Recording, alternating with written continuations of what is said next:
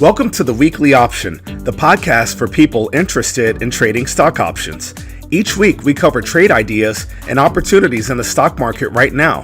Whether you're a beginner, a professional, or just curious about options, this is the show for you. Let's get started. Welcome to the Weekly Option. This is episode 44 on January 12th, 2019. I'm your host, Eric, and in this week's show, we will cover the trades from last week on General Electric, the U.S. Oil Fund ETF, and Apple Computers. And we discussed three new trades on Carvana, Kronos Group, and American Airlines. Now, it's always great to hear from listeners, so if you have any questions about the trades presented here or about your own positions, feel free to email me. You can reach me at eric@theweeklyoption.com. That's ERIC@theweeklyoption.com. I've also created a short video series to teach you all the basics of option trading that you'll need to understand in order to follow along with me on this show. You can visit our website and click on the videos tab to watch them, or just turn to YouTube and find our channel, the channel for the Weekly Option. Now, this has been an interesting week, given so many things happening in D.C. with our government and with the market sort of coming into this first week of the new year of 2019. This, thankfully it was a positive one, with the Dow Jones Industrial Average rising 562 points to end the week at 23,995 points. The S&P 500 index grew 64 points this week, ending at 2,596 points. Now, there are 104 publicly traded companies in the U.S. that will be announcing quarterly earnings this upcoming week. So this number is going to be increasing. We're probably just a couple of weeks away from full-on earnings season. On Monday, we'll hear from Interactive Brokers and Citigroup. On Tuesday, Delta Airlines, Continental, Charles Schwab, JP Morgan, Wells Fargo, and UnitedHealth Group will announce their quarterly earnings. On Wednesday, we'll hear from Alcoa, Bank of America, Goldman Sachs, and Kinder Morgan, each reporting their quarterly earnings. And then on Thursday, we'll hear from Netflix and Morgan Stanley, and then wrapping up the week on Friday with Schlumberger announcing their quarterly earnings. And these are just a handful of the companies that I'll be watching. These are some of the stocks that I actually like to watch and follow. As you can see, we have both a grouping of the major airlines announcing, and we also see that many of the banks and stock brokerages are starting to announce as well. So should be an interesting one to keep track of. Oftentimes those companies, many of those names have great trades on a weekly basis, and great volume too. So I keep an eye on earnings just to make sure that I understand any factors that might make both the stock price more volatile and the option price more volatile. So with that being said, and me using that word volatile, let's get into the topic of the week. So the topic for this week is implied volatility. And that's mostly because one of my students in the Option Studio course asked how I use implied volatility in my trading. So I rarely mention the word volatility on this show. It's a mathematical concept that attempts to measure movement, typically relative to something like an average or standard deviation. So it's one of the main inputs into every option pricing model out there. I'm sure many of you have heard of the Black-Scholes model. Volatility is a key component of those. Now, we're not going to go much deeper than that with regards to both the math of volatility or actual option pricing models. If that's something that interests you, definitely email me. I can bore you anytime. But for the show, let's just make it a little more simple. So in layman's terms, consider two stocks, right? They both are priced around $25 per share. Stock A moves in price roughly 2% a year. Stock B, on the other hand, has price swings up and down of roughly 20% each year. Now, in this scenario, stock B is clearly more volatile than stock A, and as such, the options on stock B should typically be priced higher than the options on stock A, assuming both stocks are priced at the same at the moment, and that we're considering the same, the same strike price, type of option and expiration. Now, traders typically speak of two types of volatility. The first is historical volatility. Now, that's the volatility level that I can calculate using the underlying stock data. This is also the volatility we would use for our model pricing formula to calculate a theoretical price of the option. Now, the second type of volatility, and it's the one that I mentioned earlier, is implied volatility. This is the volatility level that we can calculate based on the prices of in the options market.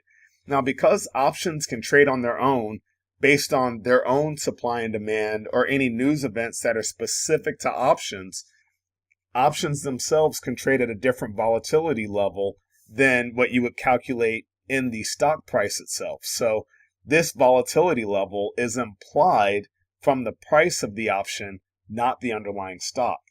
Now, every option price has an associated implied volatility, and I don't speak about implied volatility much, but I do speak quite a bit about price. We talk about price on the show often, and they can be the same thing. If I'm considering a $1 spread and I'd like to sell it for 30 cents or more, or I'd like to buy it for 60 cents, 65 cents or less, there's a volatility level that's implied. It's inherent in my plan, even though I'm not speaking of it in terms of implied volatility. Some companies trade at such low volatility levels that it's never worth me trading them. They don't trigger my trading rules for managing risk. An example of that would be like Coca-Cola. It's hard for me to find trades in Coca-Cola. Any of the old school blue chip dividend paying stocks, oftentimes they trade at a lower volatility level. And so I don't get to discuss them on this show, and that's the reason why. Now, sometimes I'll see a price in a spread that also looks too good to be true, and I'll mention that on the show, like, this is really fishy.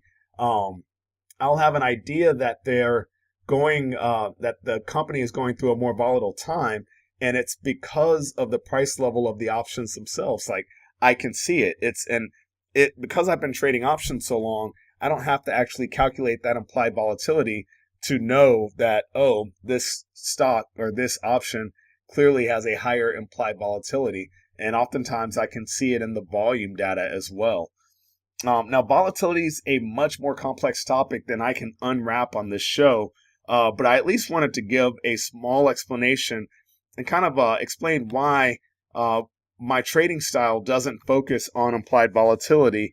You might have some other folks that you listen to for option trading information or education, and they might talk about volatility all the time. And look, I can talk vol all day. Vol is short for volatility. It's what I do for a living. But at the same time, my goal on this show, once again, is to make options really understandable for the regular investors, so that you guys can hear trades that make sense every week and hopefully be ready to dip your toe in that market as well. Again, I emphasize the fact that options are a great tool in your wealth building arsenal, right? Like, don't just understand equity stock.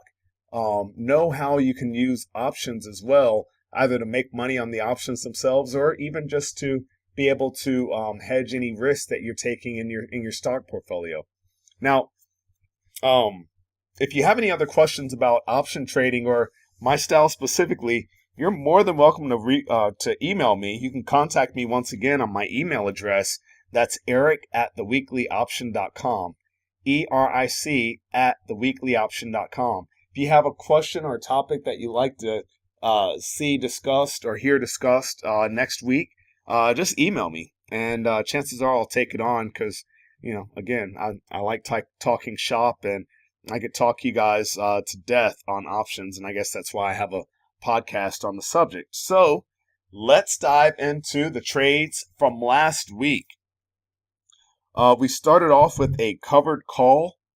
Actually, before I get into this, we know that the markets, both the S&P and the Dow, were higher this past week.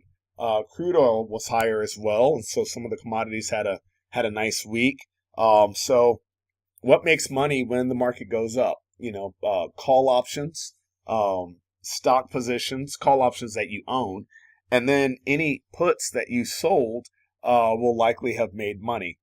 Um, Quite the opposite. If you sold calls not tied to stock, if you sold call spreads, and if you bought puts or put spreads, chances are those lost money. So right off the bat, well, we'll just dive into last week's trade. So we'll start off with the covered call on General Electric, GE. At the time, stock was trading for $8.23.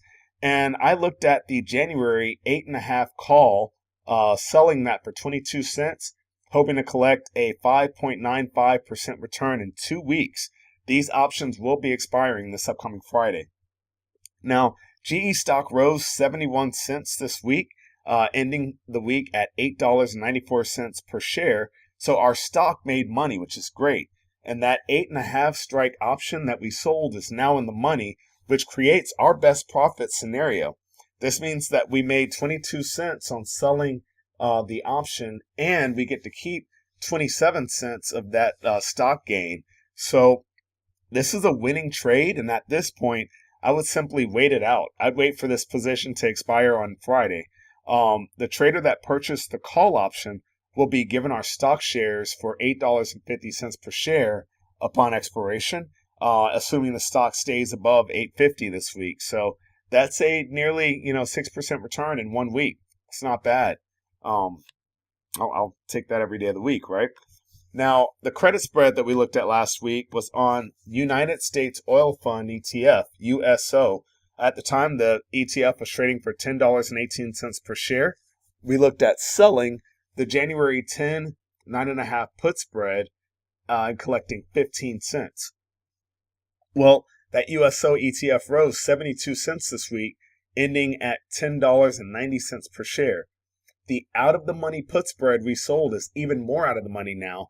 So the spread which we sold for 15 cents can actually be bought back for 3 cents, which will lock in a profit of 12 cents per spread. Now, of course, this is expiration this week, so you can leave the trade on and possibly, get the other 3 cents, finishing up by keeping that full 15 cents in your trading account. If you feel like oil may go lower this upcoming week, you would definitely want to go ahead and buy that put spread back in and lock in your profit. So that's it. When things work, I try to keep my hands off of them. And if they don't work, I try to think my way through it. So speaking of not working, unfortunately, we've got the debit spread. We looked at Apple, symbol AAPL, Apple Computers. When we looked at this trade, Apple was trading for $148.26 per share. And we looked at buying the January 152 half, $150 put spread for $1.45, and that would have created a maximum gain of $1.05, or 72% return in what effectively would have been 2 weeks. Well, Apple stock rose $4.03 this week. And part of the reason it was down last week was on a news event. And I, once that news was announced and they took the stock lower, I guess the market felt like there was an overreaction. So stock actually rose $4.03. So the in-the-money put spread we bought is now out of the money. We paid $1.45 for this spread, and the spread can be closed right now for 90 cents per spread. So that's a 55 cents loss this week. Now, given how much stock moved this week, I would honestly look at closing this trade by selling the spread and hopefully locking in only a 55 cent loss. Now, we know that when we buy spreads, or buy options for that matter, we can actually lose. The most that we can lose is the amount that we paid for it. So we paid $1.45 per spread, and right now you can close out and still keep 55 cents in your account, or add 55 cents back to your account. There's only 1 week left to these options, and the time value is really going to be evaporating from them quickly starting on Monday. So given the short amount of time left to the spread, for that spread to go back in the money, I would just take the loss and live to trade another day. And that's the beauty of spread trading, right? We know our risk right from the start. We know our maximum gain, our maximum loss, our break-even points. We have an idea of how to size the trade so that no single trade, no single loss ever takes us out of the game. So this last week had 2 out of 3 winning trades. Always sucks to lose money at all. But it's been a good run if you guys have been listening to the show for several weeks. So that's it for this for last week's trades. Let's get into the new trades. I always love fresh ideas, new trades, and I hope that you guys really appreciate even the fact that I give some trade ideas each week, because that's what makes this fun. So this week we'll start off with the covered call on Carvana. Carvana stock finished the week trading for $36.80. The symbol is CVNA, Charles Victor Nancy Adam. I'm looking at owning that stock at $36.80 and selling the February 37 call, collecting $3.20, and hoping to create a 9.24% return over the next 5 weeks. Now, you enter this trade by buying Carvana stock for $36.80 and then selling the February 37 call at $3.20, and we'll reach our maximum profit if stock finishes at February expiration. Stock finishes higher than $37 per share.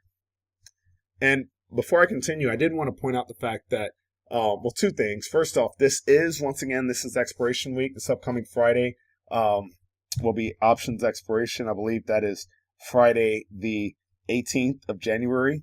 So all of your January positions will be expiring then. And so all 3 trades for this week focus on February. The second part, one of the things I didn't mention on this Carvana stock is that Carvana actually recently acquired another company, and so that's why they're in the news a bit. So there may be some heavy news risk or even a little bit additional volatility in this option. So in the stock. So you'll definitely want to take a look at the stock and do some research if you decide to trade it alongside me. Now, our second trade may be controversial. Hopefully not. I just see it as money. But it is a credit spread on Kronos Group. Symbol CRON, Charles, Richard, Oscar, Nancy. The stock finished on Friday for $13.67 per share, and I'm looking at selling the February 13-12 put spread for 41 cents, which creates, of course, a maximum loss of 59 cents. Now, you enter this trade by selling the February 13 put at $1.12 and buying the February 12 put for 71 cents. This is a credit spread because we're selling the spread, and this trade makes the most money if stock prices finish above $13 per share. So, just a little background, Kronos Group is actually a Canada-based company that is heavily involved in marijuana. That's why I said it's a controversial trade. But they did get listed on the NASDAQ. So this is one of the few groups that you can, one of the few ways that you can actually invest in a marijuana stock. So this is one of them here in the U.S. And but being able to sell the spread for 41 cents, pretty rich. I like that. The stock has been pushing higher as well. You can do your own research on the industry or on the company itself, of course. I just look at the options, I look at the news and the chart, and all gave me sort of a go for looking at selling a put spread against a stock that appears to be strong. So do your research, see if it fits for your portfolio, and don't email me about being upset about me looking at a marijuana stock. unless you're going to be upset about, anything else I look at, because Carvana and their, carbon footprint. And the next trade is actually going to be American Airlines, so another airplane. Now, our debit spread is on American Airlines, symbol AAL, Apple, Larry. Stock finished on Friday at $31.80. And I'm looking at buying the February 33-32 put spread for 64 cents, which will create a maximum gain of 36 cents per spread, or 56.25% return in 5 weeks. Now, you enter this trade by buying the February 33 put for $2.50 and selling the February 32 put at $1.86. This is a debit spread because we are buying the spread. And this trade makes the most money if stock prices stay below $32 per share. Now, the one caveat with this trade, of course, is that earlier I mentioned that this upcoming week we were going to hear from Delta Airlines as well as United Continental. So with those two companies announcing earnings, and then American Airlines this past week actually announced a little bit of guidance, lower expectation for their own stock, which is why I feel a little bit safe buying a put spread on this stock. You just have to know that there could be some volatility if, for some reason, Delta and United really knock it out of the park. That could have some ramifications on this American Airlines trade. So, again, that's the reason why I keep an eye on earnings, and that's also a reason why it's always good to dig into the stock just a little bit to see if there's a reason why the options look as good as they do. So that is it. That's all I have for you this week.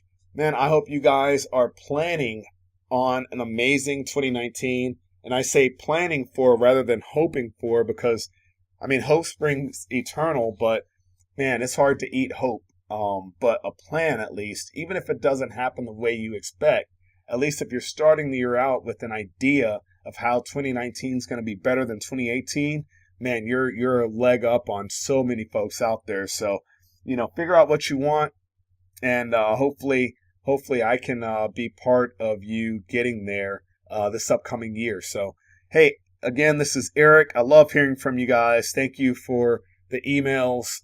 Keep reaching out at eric@theweeklyoption.com. That's all I got for you. Have a great week. Happy trading. Thank you for listening to the Weekly Option Podcast. Please subscribe to our show and visit us at www.theweeklyoption.com. Disclaimer: there is a very high degree of risk involved in trading. The indicators and strategies described in this podcast are for educational purposes only and should not be construed as investment advice. For our full disclaimer, visit our website at www.theweeklyoption.com.